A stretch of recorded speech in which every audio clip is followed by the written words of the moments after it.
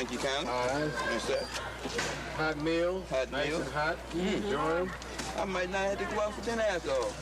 Thanksgiving meals on wheels were a pleasant surprise to many who couldn't afford a turkey dinner tonight. But some residents greeted volunteers with a cautious question. 15 minutes, 15, 20 minutes. They for free. Okay. Come straight from God. And there were plenty of leftovers to pass around at Bea Gaddy's soup kitchen. She fed about 250 people today, but received more food donations than she could use. Try cooking 45 turkeys, and that's not all. A&P gave us a lot of pies, 195 pies, so we were able really to give everybody like a whole pie today. It has been a gorgeous day, and I'm very grateful to Channel 2.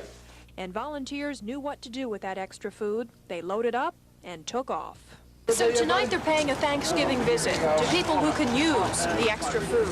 They found plenty of takers who had no trouble saying thanks. I feel like it's a blessing because I was just laid off from my job and it's really helpful. Those words meant more than a turkey dinner at home for Bea Gaddy and her volunteers.